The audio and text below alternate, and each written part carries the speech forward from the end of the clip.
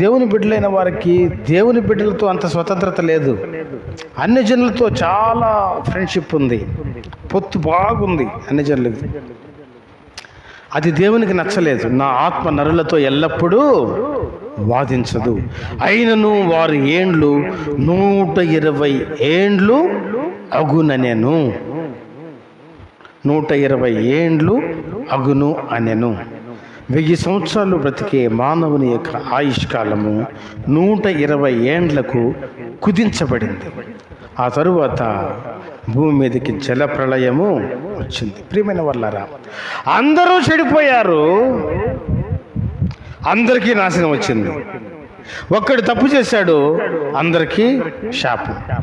ఒకడు తప్పు చేశాడు, తనకు శాపం వచ్చింది. అందరూ చెడిపోయారు, అందరికీ నాశనం వచ్చింది. తర్వాత హాము, నోబహు కుమారుడైన హాము తండ్రి యొక్క దిశమలను చూశాడు. నోబహు మత్తుడై ద్రాక్షరసము తాగి తన ఒంటి మీద వస్త్రము లేకుండా ఉండగా చూచి ఆ సంగతి తన అన్నదమ్ములకు తెలియపరిచాడు. నోబహు లేచి జరిగిన సంగతి తెలుసుకొని కనానుని శపించాడు. ఎవరి కనాను? హాము యొక్క కుమారుడు. తండ్రికి అవమానము కలుగు చేసిన హాము కుమారుడికి శాపం తెచ్చుకున్నాడు. అర్థమైందా? ఇది 4వ రకం. ఇప్పుడు 3 రకాలు చూసాం. మొదట ఒకని శాపం అందరికీ, ఒకని పాపం అందరికీ శాపం, ఒకని పాపము తనకే శాపం, అందరి పాపము అందరికీ శాపం. ఈ 4వ సందర్భం ఏంటంటే ఒకడు తన తండ్రి పట్ల చేసిన పాపము కుమారునికి శాపం. ఎందుకు ఇవన్నీ చెప్తున్నానంటే, మనం ఏం స్టడీ చేస్తున్నాం?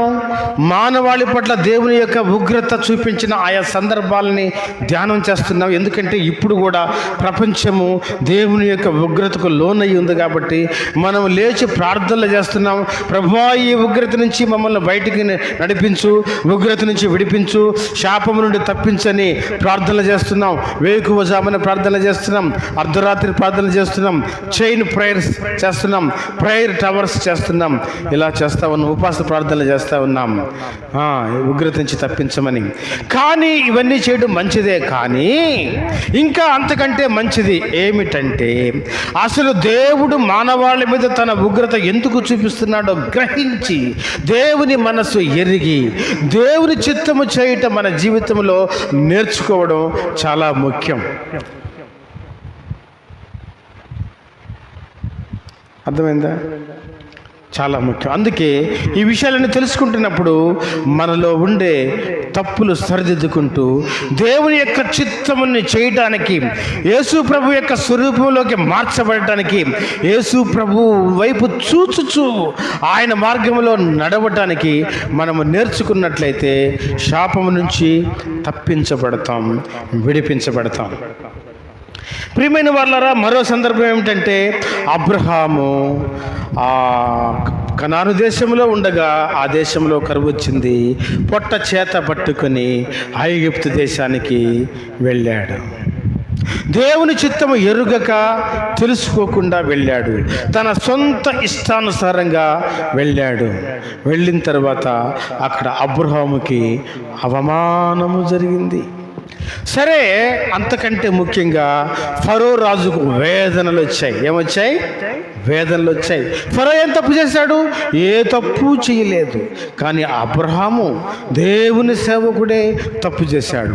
అబ్రహాము దేవుని సేవకుడు అయ్యుండి తప్పు చేయగా వేదనలు ఫరోకు వచ్చాయి. ఎందుకు వచ్చాయంటే, దేవుని సేవకుడైన అబ్రహాము దేవుని ప్రార్థించడం మర్చిపోయి, దేవునితో సంబంధ బాంధవ్యాలు మర్చిపోయి, సొంత ఇష్టంగా, సొంత చిత్తానుసారంగా వాక్యానుసారంగా జీవిస్తున్నాడు కాబట్టి దేవునికి దైవ సేవకుడైన అబ్రాహాముకి మధ్య సంబంధాలు తెగిపోవటం వల్ల ఈ పరిస్థితుల్లో దేవుడు ఒక అన్యజనుడైన ఫరో రాజుతో దేవుడు మాట్లాడుతున్నాడు. ఫరో రాజుకు దేవుడు పాఠాలు నేర్పించాడు. ఫరో ద్వారా దైవ సేవకుడికి పాఠాలు నేర్పించాడు. ఇది అబ్రాహాముకు తప్పకుండా అవమానకరమే. అయితే ఫరోకు వేదనలు వచ్చాయి. ఎందుకు వచ్చాయి అంటే అబ్రాహాము దైవ సేవకుడైన అబ్రహాము నిమిత్తం అబ్రహాము యొక్క భార్య శారా ఫరో ఇంటిలో బంధింపబడి, ఆమె ఇంట్లో చెరపట్టబడి, ఫరో ఇంట్లో చెరపట్టబడి ఉంది కాబట్టి ఆమెను విడిపించటానికి ప్రియమైన వాళ్ళరా ఒక్కొక్కసారి మనకు బాధలు వస్తాయి. ఎందుకు వస్తాయి అంటే దైవ సేవకుల నిమిత్తం వస్తాయి. మనం అది ఎప్పుడు ఆలోచించాం. మనకు శ్రమలు వచ్చినప్పుడు మనం ఏమైనా తప్పు చేస్తున్నామేమో, దైవ సేవకుల్ని అవమానిస్తున్నామేమో, అనుమానిస్తున్నామేమో, అన్యాయం చేస్తున్నామేమో, వారికి ఇబ్బంది కలిగిస్తున్నామేమో, వారికి సంబంధించిన ఏమన్నా మన దగ్గర చెరపట్టబడి ఉన్నాయేమో. ఒకసారి ఆలోచించుకోవాలి, పరిశీలించుకోవాలి, పరీక్షించుకోవాలి. మహావేదనల చేత దేవుడు బాధించాడంట ఫరోని. ఒక వాక్యం నేను ఇందాక మనం చదువుకున్న వాక్య భాగం 105వ కీర్తన 14వ వచనం ఒకసారి చూడండి.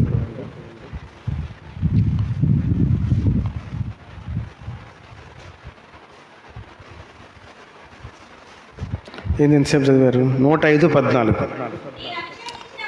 నేను అభిషేకించిన వారిని ముట్టకూడదనియు నా ప్రవక్తలకు కీడు చేయకూడదనియు ఆయన ఆజ్ఞ ఇచ్చి ఆయన ఎవరినైనాను వారికి హింస చెయ్యనీయలేదు. ఆయన వారి కొరకు రాజులను గద్దించాడు. అబ్రహాము నిమిత్తము దేవుడు రాజులను గద్దించాడు. ప్రియమైన వాళ్ళారా, ఆయన అభిషేకించిన వారిని ఆయన ప్రొటెక్ట్ చేస్తాడు. వాళ్ళు ఒకవేళ దేవునికి దూరమైనా కూడా దేవుడు వారిని విడవడు, ప్రొటెక్ట్ చేస్తాడు, కాపాడుతాడు. వారి కోసం రాజులనే గద్దించగలడు దేవుడు. కాబట్టి ఈ సందర్భాన్ని కూడా మనం స్టడీ చేసాం. ఎన్ని అయిపోయినాయి, మళ్ళీ ఒకసారి నేను వాటిని రిపీట్ చేస్తూ ఉన్నాను, జ్ఞాపకం చేస్తున్నాను. తరువాత చివరిగా 6వది ఏంటంటే ఆదికాండంలో సొదొమ గొమొర్రా. ఏంటంటే సొదొమ గొమొర్రా.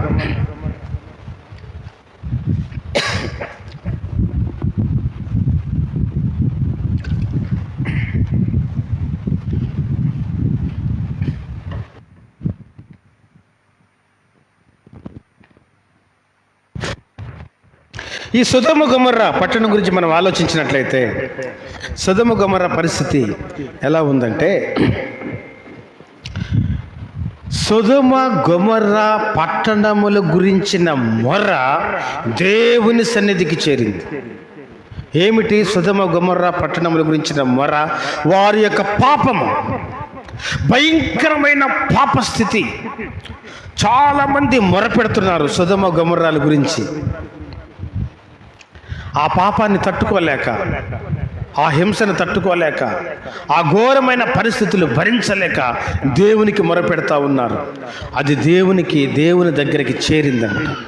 చేరితే దేవుడు సొదొమ పట్టణం మీదకి, సొదొమ గొమొర్రా, వీటిని ట్విన్ సిటీస్ అంటారు, జంట నగరాలు అంటారు. జంట నగరాలు ఇవి, సొదొమ గొమొర్రాలు జంట నగరాలు. దేవుడు రైడ్ చేశాడు, దాడి.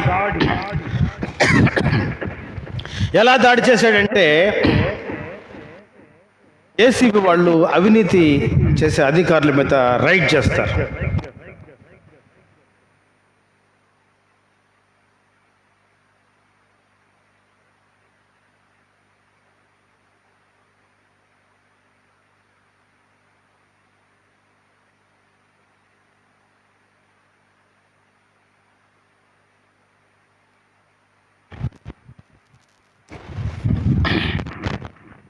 ఆ విధంగా దాడి చేశాడు.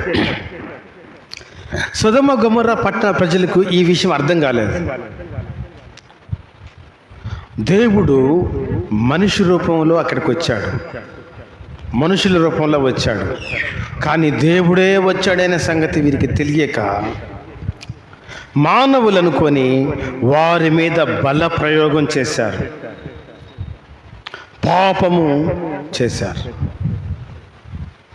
తెలీదు, దే డోంట్ నో, వాళ్ళకి ఆ విషయము తెలియదు. ఎట్ ద సేమ్ టైం లోతుకు కూడా తెలియదు. వాళ్ళు ఎవరో మనుషులు వచ్చారు, పరదేశులు వచ్చారు అని, పరదేశులు కదా, వీళ్ళెవరో యాత్రికులు కదా అని వారిని, రండి మా ఇంట్లో ఆతిథ్యం తీసుకోండి, మీరు రోడ్లో ఎందుకుంటారు, దారిలో ఎందుకుంటారని తెలియక ఆతిథ్యము ఇచ్చాడు. తెలియకయే వారు దేవదూతలకు పరిచర్య చేస్తారని హెబ్రీలకు రాసిన పత్రికలో ఉంటుంది. తెలియకయే దేవుడు చేసిన ఈ రైడ్లో లోతేమో నీతిమంతుడిగా పరిగణించబడ్డాడు. సొదొమ గొమొర్రా పట్టణాలు మాత్రం వారి యొక్క అక్రమము సంపూర్ణమైంది. వారి యొక్క అక్రమాన్ని సంపూర్ణంగా చేశారో లేదో అని దేవుడు వారి మీద దాడి చేశాడు. చూడ్డానికి వచ్చాడు ఏసీబీ రైడ్. ఏసీబీ వాళ్ళు ఎవరినైనా అవినీతి అధికారులను పట్టుకునేటప్పుడు ఊరికనే పట్టుకోరు, అంత సులభంగా పట్టుకోరు. ఎవరైనా కంప్లైంట్ ఇవ్వగానే వెళ్ళి పట్టుకోరు. వాళ్ళు కొన్ని రోజుల పాటు ఎంక్వైరీ చేస్తారు, ఇతడు నిజంగా అవినీతి పరుడేనా, చాలా భయంకరమైన అవినీతి పరుడా అనుకుంటారు. చిన్న చిన్న అవినీతి పరుడిని అయితే పట్టుకోరు వాళ్ళు, చాలా భయంకరమైన అవినీతి పరుడు అయితేనే పట్టుకుంటారు. అది కూడా ఎంక్వైరీ చేసి తెలుసుకొని అప్పుడు పట్టుకుంటారు. అంటే ఇక వీళ్ళు శిక్షకు అర్హులు అని వాళ్ళు నిర్ణయించుకుంటారు. అట్లాగే దేవుడు కూడా వారు ఈ యొక్క అక్రమాన్ని సంపూర్ణంగా చేశారో లేదో నేను వెళ్ళి చూస్తాను అని దేవుడు వారి మీద వెళ్ళి ఆ రైడ్ చేసినప్పుడు ఎస్, అలాగే ఉంది వాళ్ళ పరిస్థితి. మెనే టెకెల్ ఓఫార్సీన్ అని మరి దానియేలు గ్రంథంలో అక్కడ ఉండే రాజు గురించి రాయబడింది. త్రాచులో తూయగా నీవు తక్కువ చేయబడితివి. ప్రియమైన వాళ్ళరా, దేవుడు మనల్ని పరిశీలించి చూచినప్పుడు అయిపోయింది, నీకు అవకాశాలన్నీ అయిపోయినాయేమో, ఒకసారి పరిశీలించుకోవాలి, పరీక్షించుకోవాలి. వీళ్ళ అవకాశాలు పూర్తి అయిపోయినాయి, సంపూర్ణం చేసేసారు, రైట్ చేశాడు. సొదొమ గొమొర్రా పట్టణాలు పాడైపోయినాయి, అగ్ని గంధకముల చేత నాశనమైపోయినాయి. నీతిమంతుడైన లోతు తప్పించబడ్డాడు. కానీ డబ్బు పట్ల, ఆస్తి పట్ల ఆశ కలిగిన లోతు భార్య ఉప్పు స్తంభంగా వెనక్కి తిరిగి చూచి ఉప్పు స్తంభంగా మారింది. అందుకే క్రైస్తవుడు వెనక్కి తిరిగి చూడకూడదు, యేసు వైపే చూడాలి. విశ్వాసమునకు కర్తయు దానిని కొనసాగించువాడైన యేసు వైపు చూచుచు మన ఎదుట ఉంచబడిన పరుగు పందెంలో ఓపికతో పరిగెత్తాలి. డోంట్ సీ బ్యాక్, వెనక్కి చూడొద్దు. No turning back.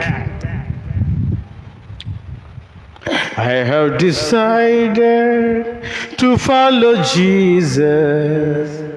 I have decided to follow Jesus. Yes, I have decided to follow Jesus. No turning back. No turning back. యేసుని వెంబడించుటకు నే తీర్మానించాను. యేసుని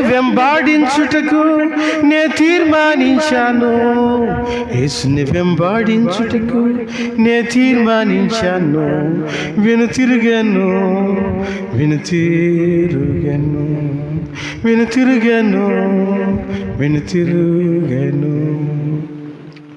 don't see back. No turning back. వెనక్కి తిరిగే పనే లేదు. ప్రియమైన వాళ్ళారా, లోతు భార్య వెనక్కి తిరిగి చూసి ఉప్పు స్తంభం అయిపోయింది. దేవుడు చేసిన రైడ్లో ఒక్కొక్కరికి ఒక్కొక్క రకమైన పనిష్మెంట్స్. ఇదంతా ఆది కాండంలో మనం ధ్యానం చేస్తాం. నెక్స్ట్ నిర్గమకాండానికి మనం వెళ్ళబోతున్నాం. ఆది కాండంలో 6 విషయాలు మనం చూసాం. ఆదాము, కయ్యూను, నోబహు కాల ప్రజలు, నోబహు కుమారుడైన హాము, అలాగే అబ్రహాము భార్య అయిన శారైని తన ఇంట్లో బంధించిన ఫరో రాజు, అలాగే సొదొమ గొమొర్రా పట్టణాల ప్రజలు. ఎందుకు ఇవన్నీ చెప్తున్నాను అంటే, వీటన్నిటినీ రాసుకోండి, స్టడీ చేయండి. దేవుని ఉగ్రత వారి మీదకి ఎందుకు చేశారు? ఒక పేపర్తో రాసుకోండి, పెన్నుతో పేపర్ మీద రాసుకోండి. రాసుకొని ఇలాంటివి మనలో ఏమైనా ఉన్నాయేమో పరిశీలించుకోండి, పరీక్షించుకోండి. అప్పుడు ప్రభువా, I have corrected my self అని చెప్పండి. నన్ను నేను సరి చేసుకున్నానని చెప్పండి. నీ వాక్యములో నన్ను నేను పరిశీలించుకున్నానని చెప్పండి. నీ చిత్తము ఎరిగి ఉన్నానని చెప్పండి. నీ చిత్తానుసారంగా నేను మార్పు పొందడానికి సిద్ధంగా ఉన్నానని చెప్పండి. అప్పుడు ప్రార్థన చేయండి, ప్రభువా ఈ ఉగ్రత నుంచి మమ్మల్ని తప్పించు అని. అప్పుడు దేవుడు తప్పిస్తాడు. ఆ ప్రార్థన మనం చెయ్యం. ఆ విధంగా సరి చేసుకోం, రాసుకోము, పరిశీలించుకోం, పరీక్షించుకోం. సెల్ఫ్ ఎగ్జామినేషన్ మనకి లేదు. రిఫ్లెక్షన్, మనల్ని మనం పరిశీలించుకోవడం అనేది లేదు, పరీక్షించుకోవడం లేదు. వాక్యం అనే అర్థంలో మన ముఖాన్ని ఒకసారి చూసుకోవడం మన జీవితాల్లో లేదు. That we don't do. We don't correct ourselves. మనం కరెక్ట్ చేసుకోం, సరి చేసుకోం. అబ్రహాం ఏం చేశాడు? చెయ్యొద్దని పని చేశాడు, చెయ్యం. కయ్యూను ఏం చేశాడు? నిర్లక్ష్యమైన అర్పణ చేశాడు. మనం కూడా అదే పని చేస్తాం. నోవహు కాల ప్రజలు దేవుని సన్నిధిలో తమ మార్గాలు చెడిపేసుకున్నారు. మనం కూడా మన మార్గాలు చెడిపేసుకుంటాం. హాము తండ్రికి అవమానం తెచ్చి కొడుకు శాపం తెచ్చాడు. మనం కూడా తల్లిదండ్రులని దూషిస్తాం, వాళ్ళని గౌరవించం, వాళ్ళని ప్రేమించము, వాళ్ళకి అవమానకరంగా చేసి మన బిడ్డలకు శాపాలు తెచ్చుకుంటుంటాం. అట్లాగే అబ్రహాము సమయంలో ఫరో అబ్రహాము భార్యను చెరపట్టడం ద్వారా వేదనలు తెచ్చుకున్నాడు. అలాగే మనం కూడా దైవ సేవకుల్ని అవమానించి, దైవ సేవకుల్ని ఇబ్బంది పెట్టి, దైవ సేవకుల గురించి చెడుగా మాట్లాడి, దైవ సేవకుల్ని ఏడిపించి ర్యాగింగ్ చేస్తారు. కొన్ని చర్చల్లో అయితే పాస్టర్లను ర్యాగింగ్ కూడా చేసేవాళ్ళు ఉన్నారు, తెలుసా? దేవుని స్తోత్రం. మనకు అలాంటి పరిస్థితి లేదు ఇక్కడ. ఎందుకంటే మన ఆల్ఫ్రెడ్ పాస్టర్ గారు, నేను మన చర్చి సంఘ పెద్దలందరినీ జ్ఞాపకం చేసుకున్నప్పుడు నాకు ఆల్ఫ్రెడ్ పాస్టర్ గారే గుర్తొస్తారు. ఎందుకు మన సంఘ పెద్దలు ఎంత మంచి వాళ్ళు అని అంటే, వాళ్ళకి ఆల్ఫ్రెడ్ పాస్టర్ గారు ఇచ్చిన రోల్ మోడల్, ఆయన నేర్పించిన జీవితం. ఇలా దైవ సేవకుల్ని కొంతమంది ఇబ్బంది పెట్టడం వల్ల వారి మీదకి రోదనలు వస్తాయి, వేదనలు వస్తాయి. ఒకసారి పరిశీలించుకోవాలి. ఇలాంటి పరిస్థితులు మన జీవితంలో ఉన్నాయేమో. We don't exam our self. మనం పరీక్షించుకోం, పరిశీలించుకోం. నో, తుస్కారంగా మాట్లాడతాం సేవకుల్ని, తుస్కారంగా ఎంత ఈజీగా మాట్లాడతారు తెలుసా? సేవకుల్ని ఎంత నిర్లక్ష్యంగా మాట్లాడతారు. ఎవరు అన్యజనులు మాట్లాడితే బాధపడాల్సిన అవసరం లేదు. దేవుని బిడ్డలు, క్రైస్తవులు చర్చకొచ్చేవాళ్ళు దేవుని సన్నిధిలో సరి చేసుకోవాలి. అలాగే సొదొమ గొమొర్రా పట్టణ పరిస్థితి, దేవుడు వారిని లెక్క చూడగా, అక్కడికి వెళ్ళి పరిశీలించి చూడగా వాళ్ళు ఫెయిల్ అయిపోయారు. ప్రియమైన వాళ్ళరా, దేవుడు మనిషి రూపంలో మన దగ్గరికి వచ్చినప్పుడు మనం వాళ్ళు మనుషులు అనుకుంటున్నాం, వారు మనుషులు కాదు. అవసరతలు, అక్కరతలు, ఇబ్బందుల్లో మన దగ్గరికి ఎవరైనా వస్తే ఏది ఒక మనిషికి నేను సహాయం చేయలేదని అనుకుంటున్నావు. నీవు త్రోసివేసింది దేవుడైన సంగతి నీకు తెలియడం లేదు. నీవు అవమానపరిచింది దేవుడైన సంగతి నీకు తెలియడం లేదు. నీవు సిలువ వేసి చంపుతుంది దైవ కుమారుడైన సంగతి నీకు తెలియడం లేదు. చంపేస్తా ఉన్నాం తెలియక, మనుషులు అనుకోని తెలియక. ఈ విధంగా మనం పరిశీలించుకుంటే, పరీక్షించుకుంటే, మన జీవితాలు సరిచేసుకుంటే అప్పుడు ప్రార్థన చేయండి. Then you have to do a prayer. అప్పుడు మాత్రమే నువ్వు ప్రార్థన చేయాలి. Without correcting yourself. నిన్ను కరెక్ట్ చేసుకోకుండా, సరి చేసుకోకుండా, నీ విధానాలు మార్చుకోకుండా, నీలో మార్పు రాకుండా ప్రార్థన ప్రార్థన ఉపవాస ప్రార్థన మంచిది. మోకాళ్ళ నుండి ప్రార్థన చేయండి, ఉపవాస ప్రార్థన చేయండి, హోల్ నైట్ ప్రేయర్ చేయండి, చైన్ ప్రేయర్ చేయండి, ఏకీభవించి ప్రార్థన చేయండి, ఏకాంత ప్రార్థన చేయండి. That's God. ఎన్ని ప్రార్థనలు చేసినా కూడా దేవుని చిత్తానుసారమైన ప్రార్థన చేయకపోతే దేర్ ఇస్ నో యూజ్. ఉపయోగము. నిన్ను నీవు సరి చేసుకోకుండా ప్రార్థన చేస్తే ఉపయోగం ఏమిటి?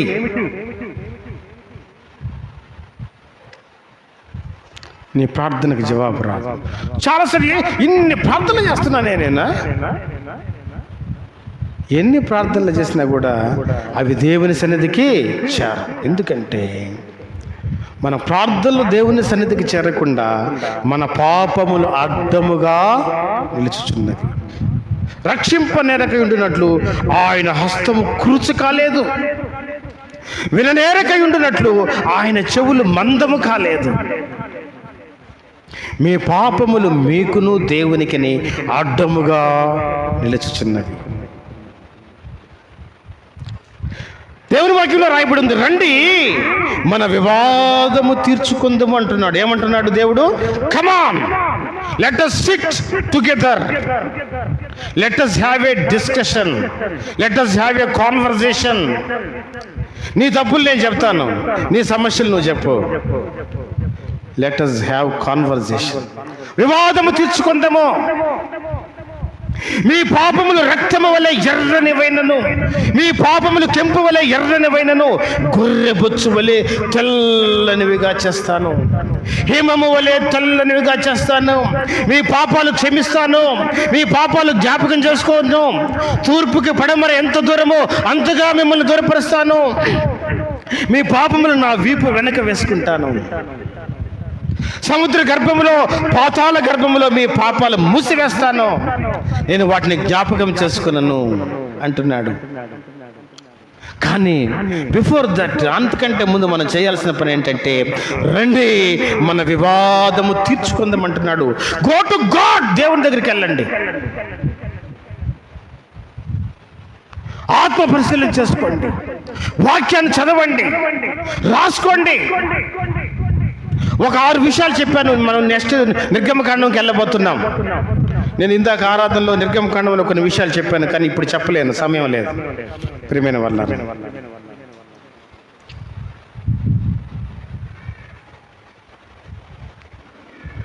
ఆది కాండంలో దేవుడు మానవాళిపై దేవుని ఉగ్రత వచ్చిన ఆ సందర్భాలు 6 సందర్భాల గురించి నేను చెప్పాను గత కొన్ని రోజులుగా. నెక్స్ట్ నిర్గమకాండంలో ఇంకా దేవుడు గొప్ప గొప్ప విషయాలు బయలుపరుస్తూ ఉన్నాడు. అవి కూడా మనం తర్వాత రాబోయే రోజుల్లో మాట్లాడుకుందాం. కానీ ఈ వాక్యం చదివినందుకు మన జీవితాల్లో మార్పు రావాలి. ఒక అధ్యాయం, ఒక పుస్తకం ముగించిన తర్వాత మనలో మార్పు రావాలి, రూపాంతరం చెందాలి. యోహాన్ అంటున్నాడు, బాప్తిస్మ ఇచ్చే యోహాన్ అంటున్నాడు, పరిసయ్యులు సద్దూకయ్యులు అనేకులు బాప్తిస్మ పొందవచ్చుట చూచి, సర్ప సంతానమా, మారు మనసు పొందుటకు మీకు బుద్ధి చెప్పిన వాడెవడు? రాబో ఉగ్రతను తప్పించుకున్నట్టుకు మీకు బుద్ధి చెప్పిన వాడెవడు? మారు మనసుకు తగిన ఫలము ఫలించుడి. ఇదిగో ఇప్పుడే గొడ్డలి చెట్ల వేరన ఉంచబడి ఉన్నది. ఆయన తన కళ్ళమును బాగుగా శుభ్రము చేయను. ఆయన గోధుమలను కొట్టులో పోసి ఆరని అగ్నితో పొట్టును కాల్చివేయను. నేనైతే మీకు నీళ్ళలో బాప్తిస్మం ఇస్తున్నాను, నా వెనుక వచ్చేవాడు నాకంటే ప్రముఖుడు, కాబట్టి ఆయన మీకు పరిశుద్ధాత్మలోను అగ్నిలోను బాప్తిస్మం ఇస్తాడు. పరిశుద్ధాత్మలో బాప్తిస్మం ఇస్తాడు, అగ్నిలో బాప్తిస్మం ఇస్తాడు. నీకే బాప్తిస్మం కావాలి? పరిశుద్ధాత్మ బాప్తిస్మం కావాలా? అగ్ని బాప్తిస్మం కావాలా? పరిశుద్ధాత్మను పొందుకొని దేవుని చేత నడిపింపబడి ఆత్మీయమైన ఎదుగుదల చేస్తావా? లేదంటే మారు మనసు పొందక, క్రియల్లో మార్పు తెచ్చుకోక, ఆరని అగ్ని బాప్తిస్మం పొంది నరకంలో వేయబడతావా?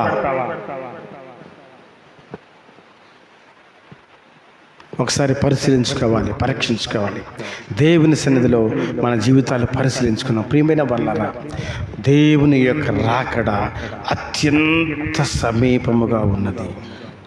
చూడండి, ప్రభువైన యేసుక్రీస్తు రాకడ గురించి చెప్తూ ఒక మాట అన్నాడు, అంజూరపు చెట్టును చూసి ఒక పాఠం నేర్చుకోండి అన్నాడు. అంజూరపు చెట్టు ఇశ్రాయేలీయులకు సూచనగా ఉంది. మనం ఇశ్రాయేలీయులు చూస్తున్నాం. 1948వ సంవత్సరం ఇశ్రాయేలీ దేశము అవతరించింది. యూదులందరూ కూడా ప్రపంచ దేశ నలుమూలల నుంచి తిరిగి ఒక్కొక్కరుగా ఇశ్రాయేలు దేశాన్ని చేరుకుంటున్నారు. యెరూషలేమును వారు దేశ రాజధానిగా ప్రకటించుకున్నారు. వారు స్థిరపడే క్రమంలో ఉన్నారు. అంజూరపు చెట్టు అంటే ఇశ్రాయేలుకు సూచనగా ఉంది కాబట్టి వాళ్ళు తిరిగి మళ్ళీ చిగురిస్తున్నారు. కాబట్టి దేవుని రాకడ అత్యంత సమీపంగా ఉందని మనం నేర్చుకుంటున్నాం. చాలా మంచిది, చాలా సంతోషం. ఎందుకంటే ఇశ్రాయేలు దేశము తిరిగి మళ్ళీ పునర్నిర్మింపబడుతూ ఉంది. దాని గురించి మనం నేర్చుకోవాలి. ప్రభు కూడా అదే చెప్పాడు, అంజూరపు చెట్టును చూచి పాఠము నేర్చుకోండి, అది లేతదై చిగురించినప్పుడు వసంతకాలము సమీపంగా ఉందని తెలుసుకోండి అన్నాడు. కానీ నేను ఇంకో విషయం కూడా చెప్తాను మీకు ప్రియమైన వాళ్ళారా. ఏంటంటే అసలు ఇశ్రాయేలు దేశము, ఇశ్రాయేలు ఎలా ఆవిర్భవించింది, ఇశ్రాయేలీయుల జనాంగము ఎలాగో ఆవిర్భవించింది అనేది ఒకసారి మనం పరిశీలించుకోవాలి, తెలుసుకోవాలి. అబ్రహాము ఇస్సాకును ఏం చేశాడు? అబ్రహాం ఇస్సాకుని కన్నాడు.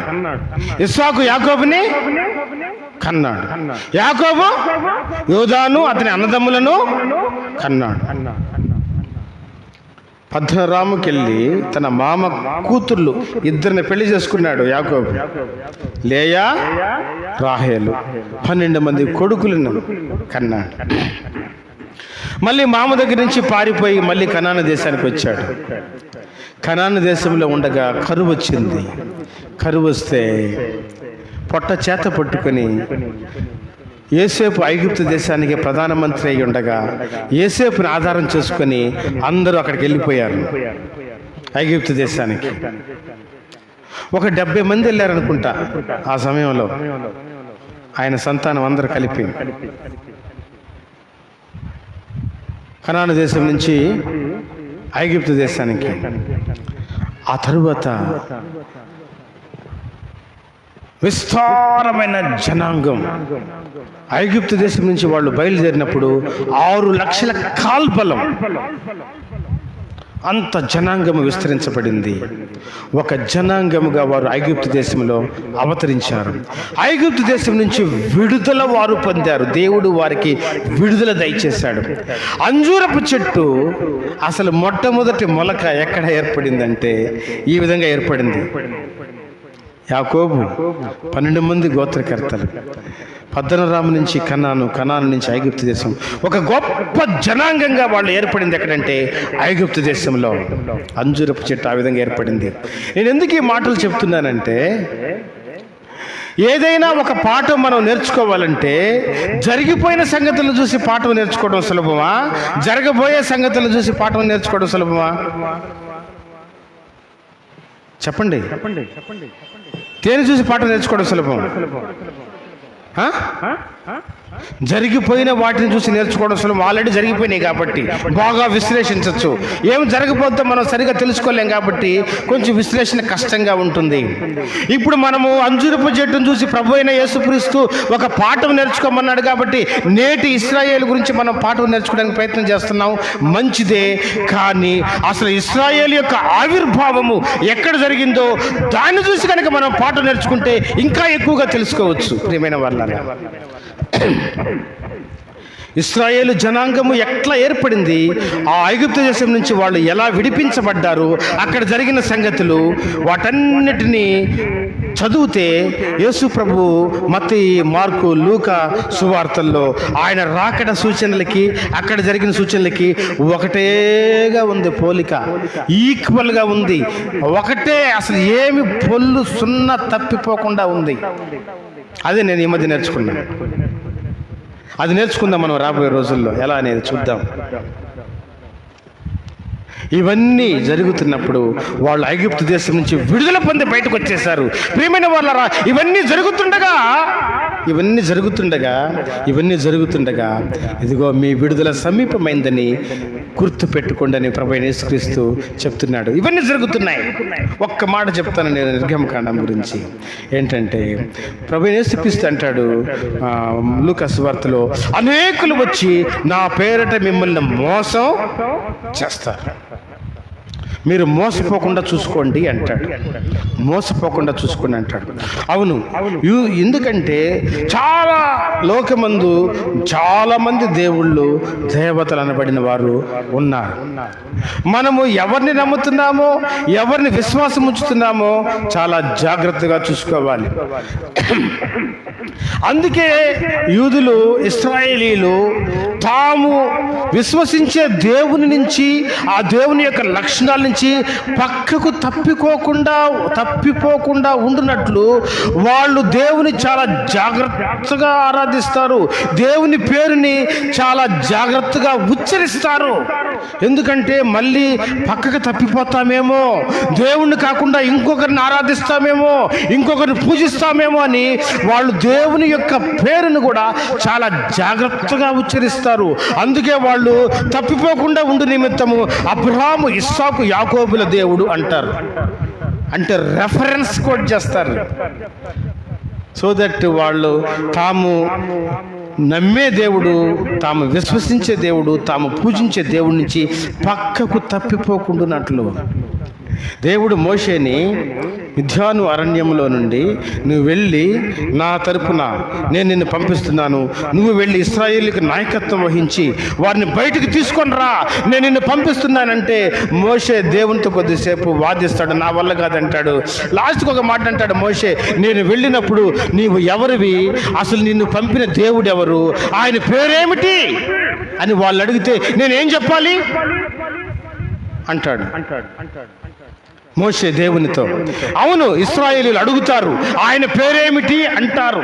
ఎందుకంటే ఈయన ఎవరి పేరు మీద వచ్చాడు, ఈయన నమ్మే దేవుడు ఎవరు, ఈయన నిజంగా మన పితరులు విశ్వసించిన దేవుడేనా కాదా అనేది వాళ్ళు పరీక్షించుకుంటారు. వారికి అలవాటు ఉంది, అందుకే వాళ్ళు అడుగుతారు. వాళ్ళు గుర్తుపట్టాలి, ఎస్ ఆ దేవుడే ఈ దేవుడు అని.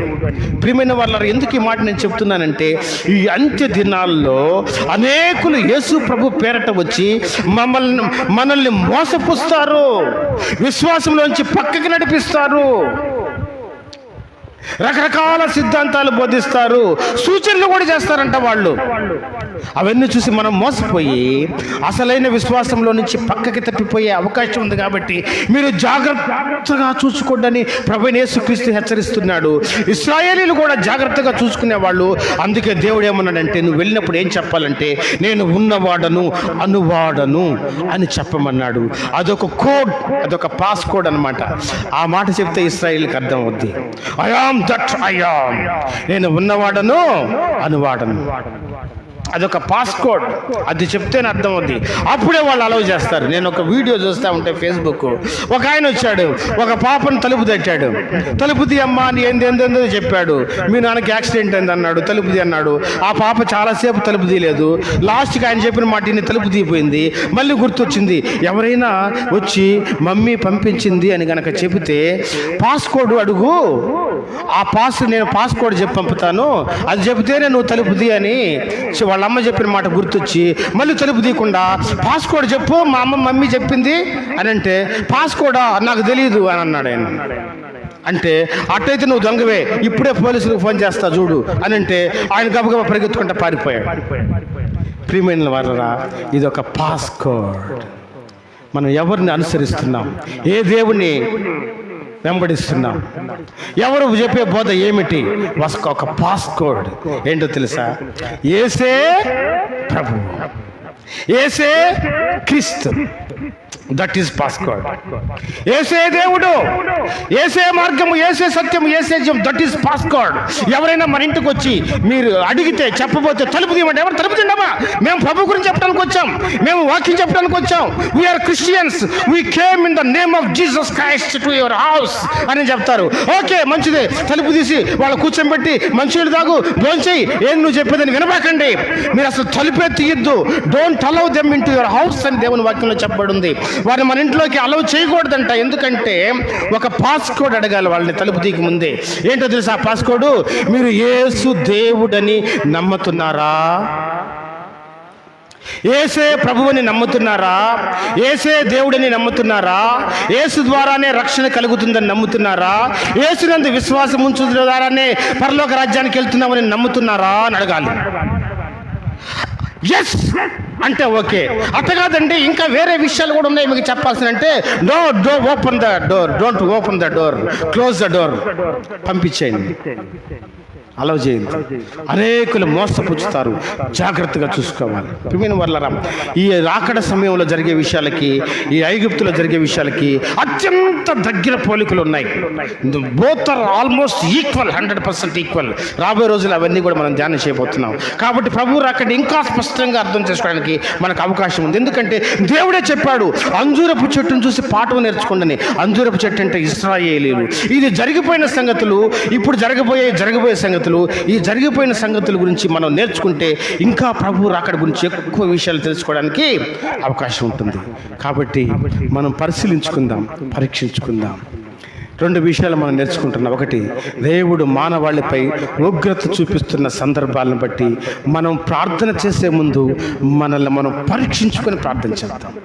గంట సేపు పరీక్షించుకొని 1 నిమిషం ప్రార్థన చేయండి చాలు. 1 hour test examine your self.